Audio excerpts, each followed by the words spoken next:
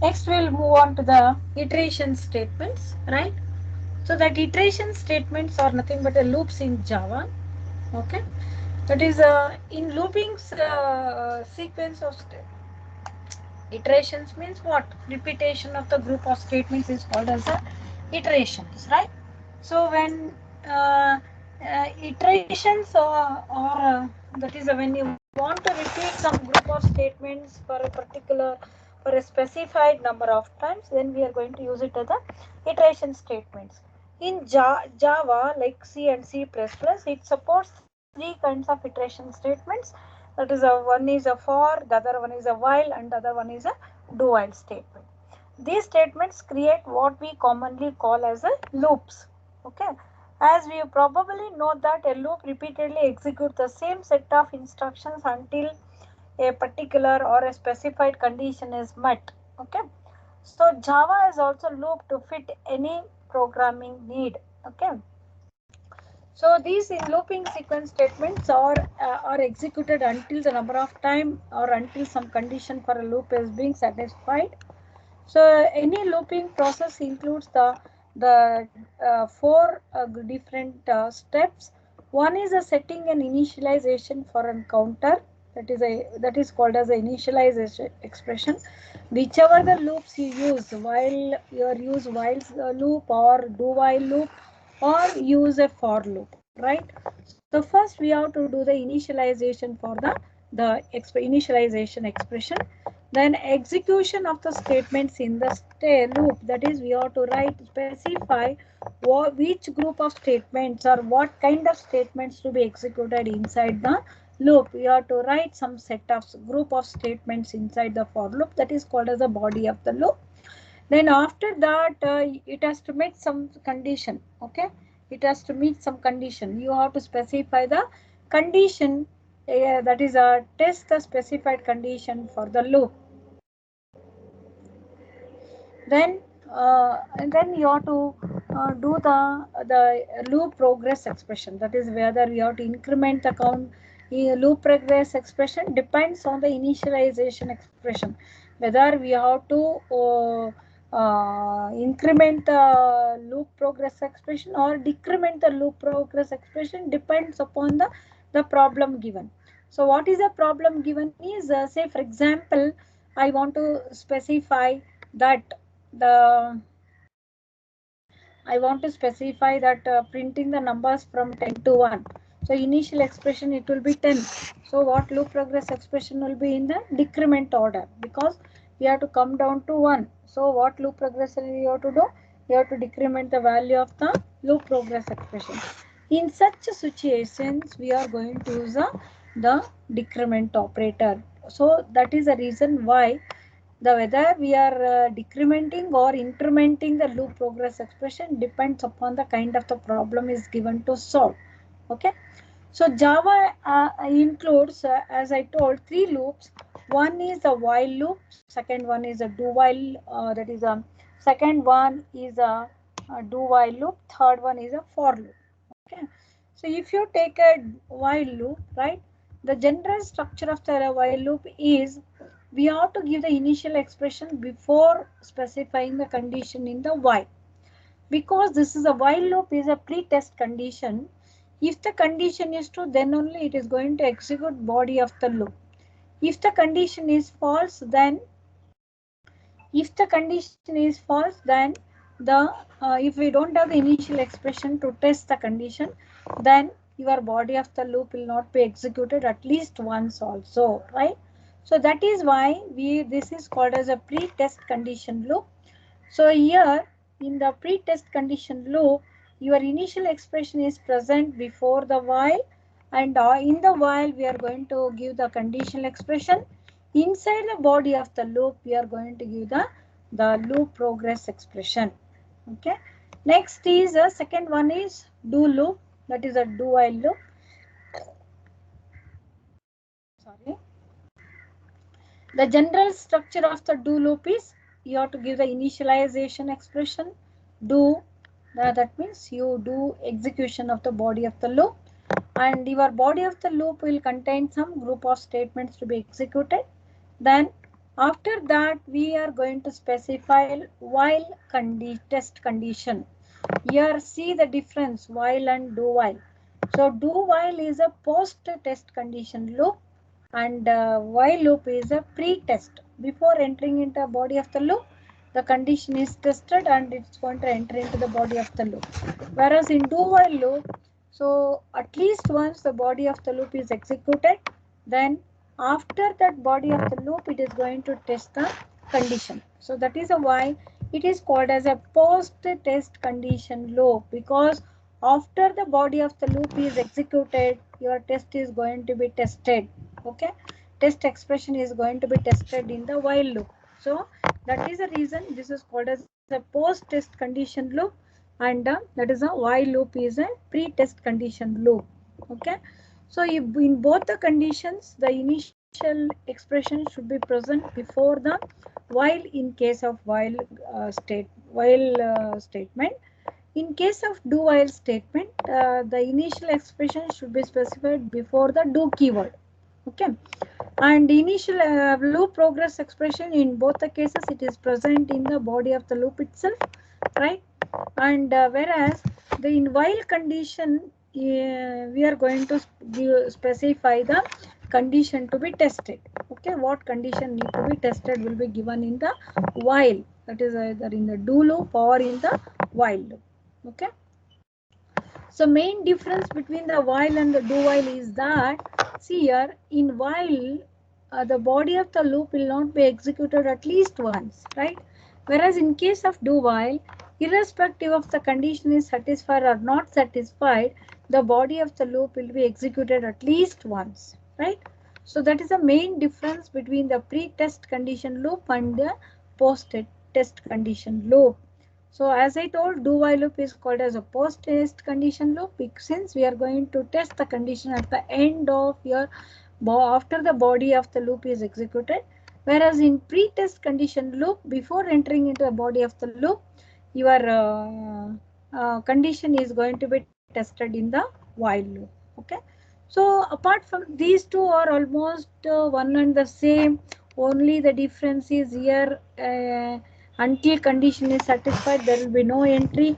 Whether the condition is satisfied or not satisfied, the body of the loop will be executed at least once in case of do while. Okay, so whereas another kind of loop we have, that is a for loop, right?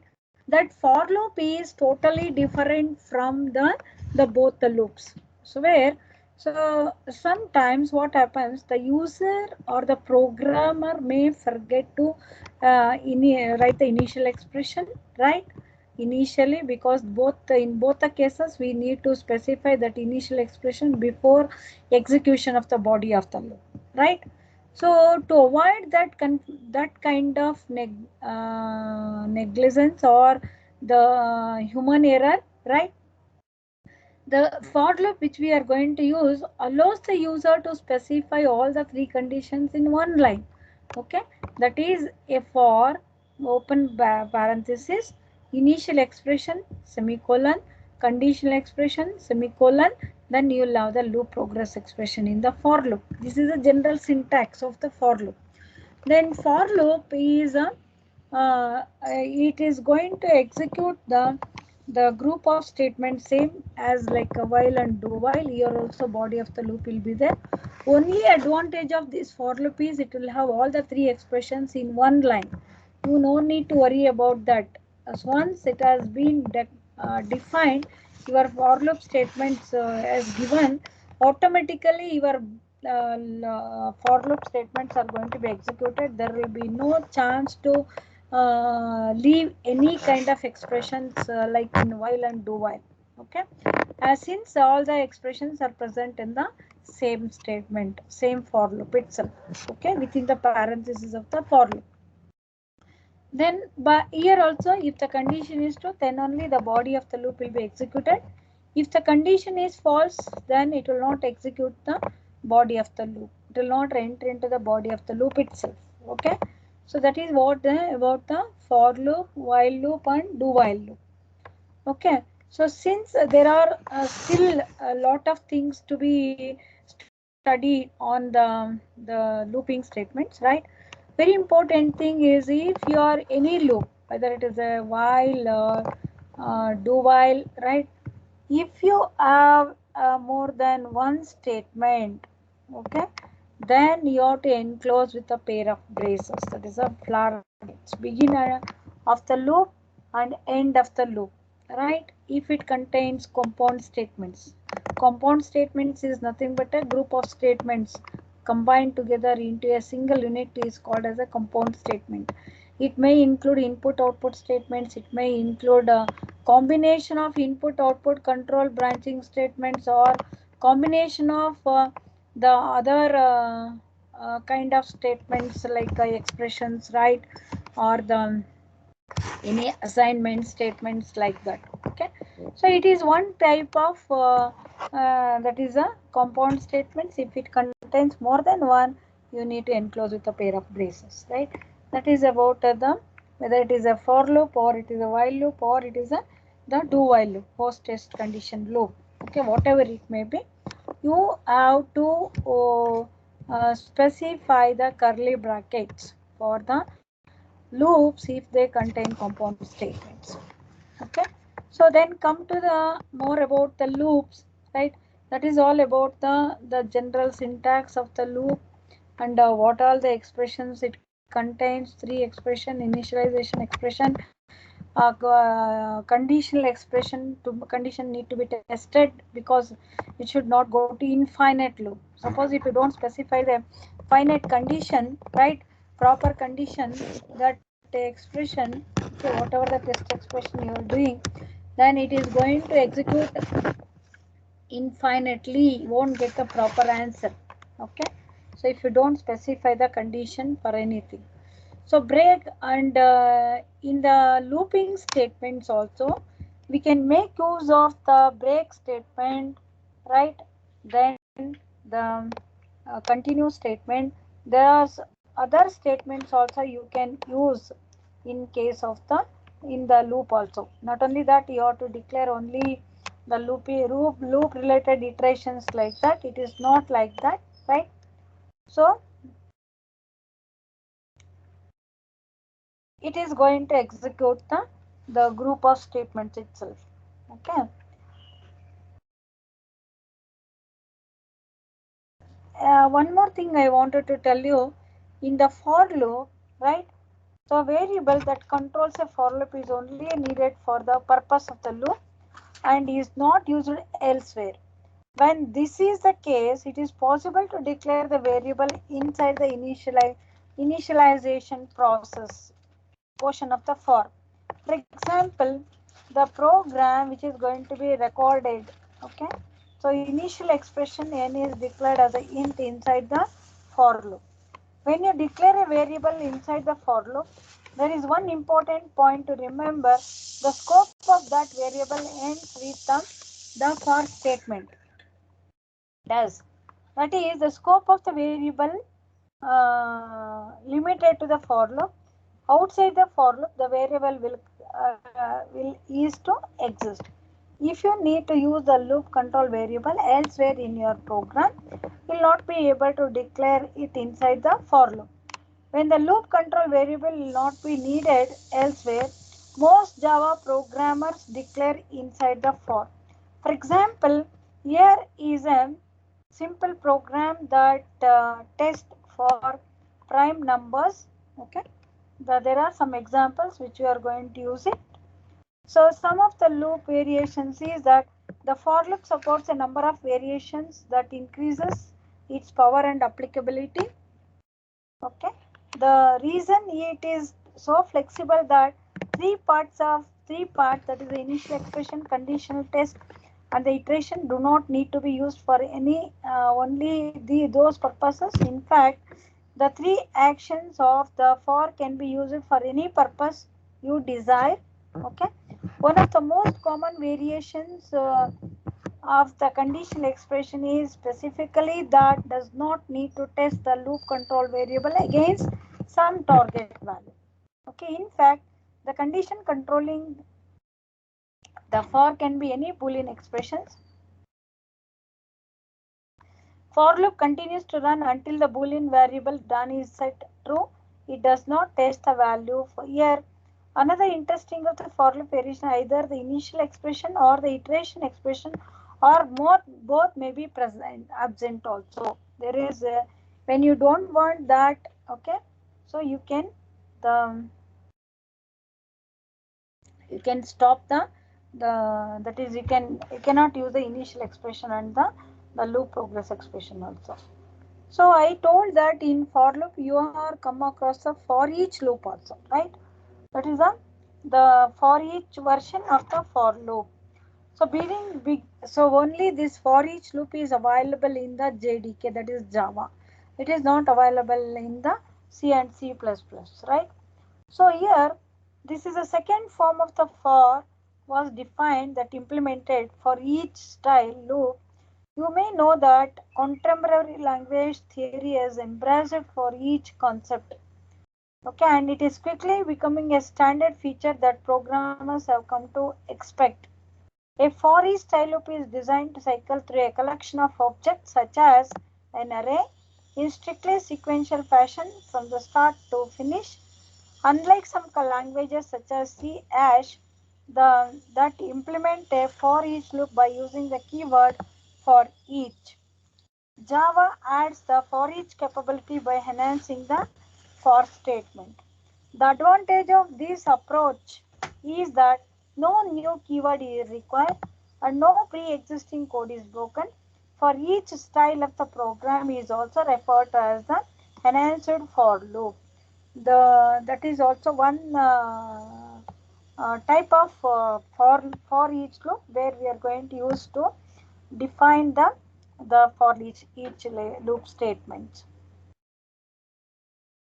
Example for say the general format of this for each loop will be for type, okay, iteration variable colon collection. Okay, that is the statement block you need to give. Here the type specifies the type and iteration variable specifies the name of the iteration variable that will receive the elements from a collection one at a time from the beginning to end. The collection being cycled through the specified by collection. There are various types of collections that can be used with for, but the only type used in this is the array. So we have used. Okay, we'll study that for each loop afterwards.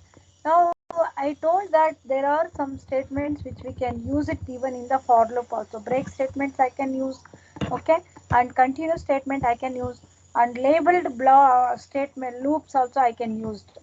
So if you are going to use using a break statement, we can jump out from a loop. Suppose your program, your loop contains a break statement. So when you are going to come out of that particular block, right, when it encounters a break statement, that is going to terminate from a particular loop itself where actually it is executing. The break statement will always cause the termination of the loop, means cut. Further loop progress expression will not take place if it encounters the break statement. Your control, if it encounters the break statement, then there will be no further execution of that particular loop. Okay, it stops the further execution of the program of that particular body of the loop. Okay, then continue statement also can be used in the looping statements, right? And this continuous statement will cause skipping some part of the loop. Okay, so and it is going to continue the loop, it will not break, it will not stop. Okay, further it is going to execute further when it encounters the continuous statement. The name itself says continue the process. Continue the process means which process it has to continue. The process where it is going to skip only that particular group of statements, right? The rest of the statements are going to be executed. Then label loops. We can put a label for the loop. The label can be any Java recognized keyword. The process of giving a label is label name colon while condition. Then you are going to specify the body of the loop. Okay, then you are going to specify the body of the loop. So example program for label break statement is, so label name colon while condition, then you have to specify the body of the loop. Okay. So example program for the label break statement class. So we'll solve. Before that, I wanted to tell you something about the for loop, while loop, and the do while loop.